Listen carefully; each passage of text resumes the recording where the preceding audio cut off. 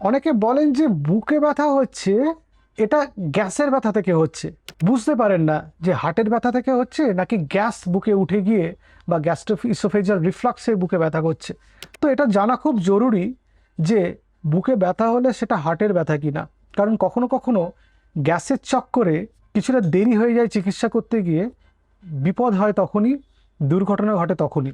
সেই জন্য আমাদের আজকে এই ডিসকাশন যে বুকে ব্যথা হলে সেটা গ্যাসের ব্যথা না হার্টের ব্যথা সেটা জানা জরুরি। এবার আমরা আসি যে হার্টের ব্যথা হলে কীরকম হয়।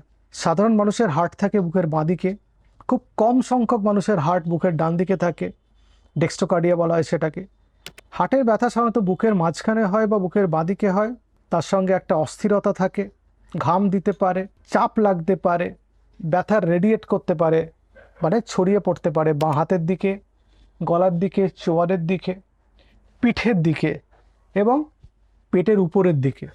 কখনো কখনো বুকের মধ্যে একটা ডিফিউজ পেনও হতে পারে, মানে একটা ছড়িয়ে যাওয়া ব্যথা, সেটা হার্টের ব্যথা হতে পারে। গ্যাসের ব্যথা সাধারণভাবে বুকে যেটা হয়, যেটা গ্যাস্ট্রোইসোফেজিয়াল রিফ্লাক্সে, সেটা বুকে তো ব্যথা হয় অ্যান্টাসিড বা গ্যাসের ওষুধ খেলে, মানে আমরা যেটাকে প্রোটন পাম্প ইনহিবিটর বলি, সেগুলো খেলে কিছুক্ষণ পরে নিরাময় পাওয়া যায়। এখানে ঘাম হয় না, অথবা একটা অস্থিরতা ভাব, যেটা হার্টের ব্যথার কথা আমি বলছিলাম, যে একটা অস্থিরতা ভাব থাকে, কারো মাথা ঘুরতে পারে ইত্যাদি, সেগুলো কিন্তু এই গ্যাসে যখন বুকে ব্যথা হয় গ্যাসের জন্য, মানে গ্যাস্ট্রোইসোফেজিয়াল রিফ্লাক্সের জন্য, সেই ক্ষেত্রে কিন্তু দেখতে পাওয়া যায় না।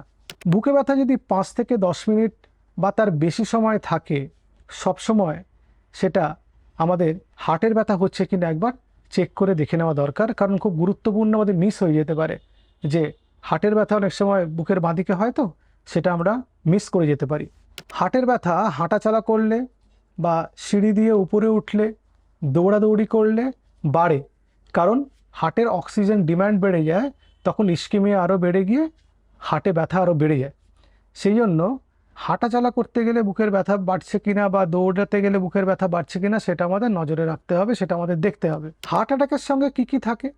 হার্ট অ্যাটাকের সঙ্গে ঘাম থাকতে পারে, মাথা ঘোরা থাকতে পারে, অস্থিরতা থাকতে পারে, ব্লাড প্রেশারের ওঠানামা করা থাকতে পারে, বমি বমি ভাব হতে পারে, অথবা অস্থিরতা লাগতে পারে, এবং একটা অদ্ভুত দুর্বলতা অনুভূত হয়। খুব গুরুত্বপূর্ণ এই অদ্ভুত দুর্বলতাটা, মনে হয় কাজ করতে ইচ্ছা করছে না, খুব টায়ার্ডনেস হচ্ছে, সেটা কিন্তু হার্টের ব্যথা হতে পারে। গ্যাস আর অম্বলের ব্যথা কিভাবে হয়, কিভাবে বুঝবেন যে বুকে ব্যথা হচ্ছে? সেটা অ্যান্টাসিড খেলে একটা কমে যাওয়া, খাবার পর ব্যথা বাড়ছে, হয়তো রাত্রিবেলা যখন ঘুমোতে যাচ্ছেন বা শুতে যাচ্ছেন তখন ব্যথা বাড়ছে, শোবার সময় স্টমাকের কন্টেন্ট ইসোফেগাস বা ফুড পাইপের মধ্যে ঢুকে যায়, তখন ব্যথা বাড়তে থাকে এবং রিলিফ পাওয়া যায় অ্যান্টাসিডে। আর ইউজুয়ালি খুব বেশি খাবার পরে, যখন একটু বেশি খাওয়া হয়ে গেছে কোনো কারণে, তখন রিফ্লাক্স হয়ে গিয়ে বুকে ব্যথা করা, আর এর একটা হিস্ট্রি থাকতে পারে কারো কারো ক্ষেত্রে। কেউ বলে আমার হায়াটাস হার্নিয়া আছে, কেউ বলে আমার গ্যাস্ট্রোইসোফেজিয়াল রিফ্লাক্স ডিজিজ আছে, কেউ বলে আমার পুরনো গ্যাসের বা গ্যাস্ট্রাইটিসের প্রবলেম আছে, কারো আবার তিনি জানেন যে তার ইরোসিভ গ্যাস্ট্রাইটিস আছে বা প্যান গ্যাস্ট্রাইটিস আছে, সেটা এন্ডোস্কোপি করতে গিয়ে দেখতে পাওয়া গেছে ইত্যাদি। শুধু অ্যান্টাসিড খেয়ে যে ব্যথা কমে গেল তার মানে আপনি নিশ্চিত হয়ে যেতে পারবেন যে গ্যাস, যে এরকমও তো হতে পারে কখনো কখনো যে আপনার গ্যাসের গ্যাস্ট্রোইসোফেজিয়াল রিফ্লাক্সও হয়েছে প্লাস হার্টের ব্যথাও হচ্ছে। এবার অ্যান্টাসিড খেয়ে কিছুটা আপনার গ্যাসের ব্যথা কমলো বটে, বা আপনার ব্যথা কিছুটা কমলো বুকে, কিন্তু পুরোটা রিলিফ হলো না, তাহলে কিন্তু হার্টের ব্যথা হচ্ছে কি না সেটা একবার চেক করে দেখে নিতে হবে। তার কিছু মার্কার আছে, ইসিজি, ইকো করতে হতে পারে, কার্ডিয়াক মার্কার করতে হতে পারে, সেগুলো দেখে নিতে হবে। কারা বেশি সতর্ক থাকবেন হার্টের রোগের ব্যাপারে? যে পারিবারিক কোনো ইতিহাস আছে কি না, বাড়িতে হার্ট অ্যাটাক বা হার্ট ডিজিজ কারো হয়েছে কিনা রিসেন্ট টাইমসে, স্মোকিং করেন কিনা, শরীরে ওজন বেশি কিনা, ডায়াবেটিস বা উচ্চ রক্তচাপ আছে কিনা, বা কোলেস্টেরলের সমস্যা আছে কিনা, বা সিডেন্টারি লাইফস্টাইল, যে চলাফেরা কম করেন, সেগুলো কিন্তু আমাদের নজরে রাখতে হবে। কখন জরুরি ভিত্তিতে হাসপাতালে যাবেন? যদি বুকে ব্যথা 15 থেকে 20 মিনিটের বেশি স্থায়িত্ব লাভ করে, যদি যে সিমটমসগুলো বলছিলাম, যে মাথা ঘুরছে বা শ্বাসকষ্ট হচ্ছে বা ঘাম হচ্ছে বা দুর্বলতা লাগছে বা অস্থিরতা লাগছে, অথবা গ্যাসের বা অম্বলের ওষুধ খেয়ে ব্যথা কমেনি, তাহলে কিন্তু আপনাকে হসপিটালে গিয়ে কিছু পরীক্ষা নিরীক্ষা করে দেখে নিতে হবে যে কোনো প্রবলেম হচ্ছে কিনা। কী কী পরীক্ষা করতে হতে পারে? একটা ট্রপোনিন করতে হতে পারে, 2 নম্বর ইসিজি, ইকো টেস্ট, এগুলো আছে, এবং যদি কোনো কিছুতে কিছু না পাওয়া যায়, একটা ট্রিটমেন্ট টেস্ট করা যেতে পারে, একটা স্ট্রেস ইলেকট্রোকার্ডিওগ্রাম, এটা যে আপনার যখন জোরে হাঁটবেন সে সময় ইসিজি কোনো চেঞ্জেস হচ্ছে কিনা সেটা দেখার জন্য খুব গুরুত্বপূর্ণ এটা। এবং যদি দেখা যায় যে কিছু চেঞ্জেস হয়েছে, তারপরে তো ফার্দার ইনভেস্টিগেশন কিছু করতে হয়, নিয়ে কনফার্মড হতে হয় যে করোনারি আর্টারিগুলো ঠিক আছে কিনা।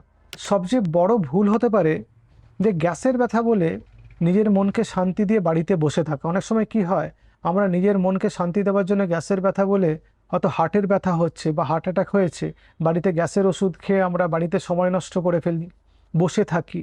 এমার্জেন্সি মেডিকেল কেয়ার আমরা সিক করি না। এমার্জেন্সি মেডিকেল কেয়ার সবসময় হাসপাতালেই পাবেন, যেখানে হার্টের চিকিৎসা হয়, সেখানে পরীক্ষা নিরীক্ষাগুলো হয়। সেটা আমার মনে হয় অ্যাভেল করা দরকার, কারণ খুব বেশি দেরি হলে হার্টের ক্ষতি হয়, হার্টের মাসেলগুলো নষ্ট হয়, হার্টের ফাংশন কমে যায়, পাম্পিং ক্যাপাসিটি কমে যায় এবং হার্টটা দুর্বল হয়ে পড়ে।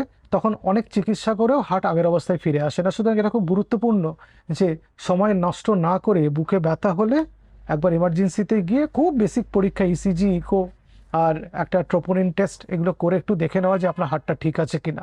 আর দীর্ঘদিন ধরে কারো যদি চলাফেরা করতে গেলে হাঁপ হয়, বুক ধড়ফড় করে, বুকে ব্যথা হয়, সিঁড়িতে উঠতে গেলে হাঁপ হচ্ছে, বুকে ব্যথা হচ্ছে, তাহলে কিন্তু আপনার পারিবারিক ডাক্তারবাবু বা আপনার নিকটবর্তী ডাক্তারবাবুর সঙ্গে যোগাযোগ করুন। তিনি আপনার চিকিৎসার ব্যবস্থা করবেন। নমস্কার।